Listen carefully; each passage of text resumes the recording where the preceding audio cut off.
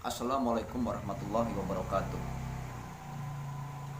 Ketika ditanya apakah agamamu, kita menjawab, ya agama saya Islam.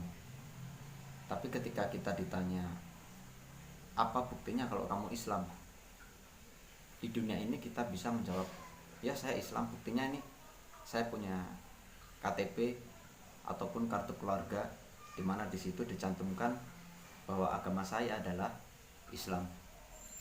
Tetapi apakah di akhirat nanti ketika ditanya kita juga akan menjawab KTP? Tentu tidak bisa, karena KTP tidak dibawa sampai ke akhirat. Lalu apa yang menjadi jaminan bahwasanya kita ini beragama Islam? Ya, seseorang dianggap sebagai seorang Islam itu apabila yang pertama dia mau mengakui bahwasanya tiada Tuhan selain Allah dan Nabi Muhammad adalah Rasul utusan Allah yang juga dikenal dengan dua kalimat syahadat. Lalu apakah cukup dengan mengucapkan syahadat saja itu sudah bisa dianggap Islam? Ya, secara garis besar dengan bersyahadat itu sudah cukup dikatakan sebagai Islam. Namun ketika seseorang itu sudah menjadi Islam, ada konsekuensi yang harus dia jalankan untuk menunjukkan bahwa dia itu adalah orang Islam.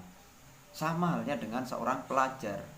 Ketika seseorang menyatakan diri sebagai seorang pelajar, dia mendaftar di sebuah sekolah, maka ada konsekuensi yang harus dia penuhi. Yang pertama, misalnya dia harus mengikuti pembelajaran di sekolah, dia harus memakai seragam, kemudian mengerjakan PR, mengerjakan tugas, mengikuti ujian sampai dinyatakan lulus. Ada tahapan-tahapan yang harus dia ikutin. Sama dengan Islam. Maka ketika seseorang itu sudah mengucapkan dua kalimat syahadat tanpa paksaan dari siapapun, murni dari dalam hati dia, maka ada konsekuensi-konsekuensi yang harus dia lakukan karena dia sudah menjadi agama Islam, yaitu adapun keutamaan melaksanakan sholat. Jika tadi dijelaskan bahwasanya sholat itu merupakan rukun Islam yang kedua, berikutnya perintah sholat ini karena pentingnya, maka Allah Subhanahu wa taala tidak memberikannya melalui perantara malaikat Jibril, melainkan diperintahkan secara langsung, yaitu pada saat peristiwa Isra dan Mi'raj Nabi Muhammad SAW. Pada saat peristiwa itu Rasulullah melakukan perjalanan malam dari Masjidil Haram ke Masjidil Aqsa, kemudian naik ke Sidratul Muntaha, bertemu dengan Allah. Disitulah pertama kali Rasulullah mendapatkan perintah melaksanakan sholat.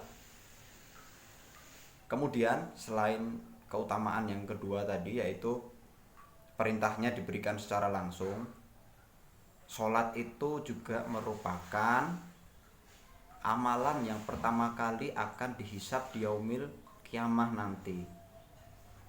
Dihisab atau dihitung. Jadi apabila seseorang dari sholatnya saja dia sudah gagal, dia tidak mau melaksanakan sholat, maka ya bisa jadi dia tidak bisa masuk ke dalam surganya Allah, karena dari tahapan sholat saja dia sudah gagal. Keutamaan berikutnya, sholat itu merupakan amalan yang sangat disukai oleh Allah Subhanahu wa taala. Dijelaskan di dalam Al-Qur'an, jadikanlah sabar dan sholat sebagai penolongmu.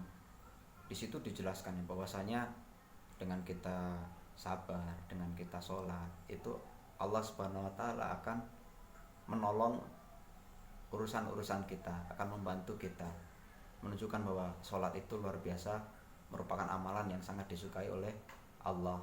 Keutamaan berikutnya, sholat ini bisa mencegah kita dari perbuatan keji dan mungkar. Dijelaskan juga di dalam Al-Quran bahwasanya orang yang melaksanakan sholat dengan khusyuk, maka dia akan terjaga dari perbuatan-perbuatan keji dan perbuatan-perbuatan mungkar, karena dia sudah terbiasa takut dengan Allah Subhanahu wa taala. Karena terbiasa takut dengan Allah, maka perbuatannya itu akan terjaga. Dia akan sebisa mungkin menjauhkan dirinya dari perbuatan-perbuatan yang dibenci oleh Allah Subhanahu wa taala. Orang-orang yang khusyuk dalam sholatnya, maka ia akan mewarisi surga Firdaus. Dan yang terakhir, keutamaan yang terakhir, orang yang melaksanakan sholat itu akan mendapatkan pertolongan dari Allah Subhanahu wa taala. Demikian tadi sedikit penjelasan tentang keutamaan-keutamaan melaksanakan sholat. Semoga kita bisa diberikan kemudahan oleh Allah Subhanahu wa taala untuk melaksanakan perintah Allah, yaitu bisa melaksanakan sholat. Dalam kesempatan yang lain kita akan bahas lebih lanjut tentang bagaimana cara melaksanakan sholat yang baik, apa rukun dan juga sunnah-sunnahnya. Dari Bapak cukup sekian. Billahi taufik wal hidayah. Assalamualaikum warahmatullahi wabarakatuh.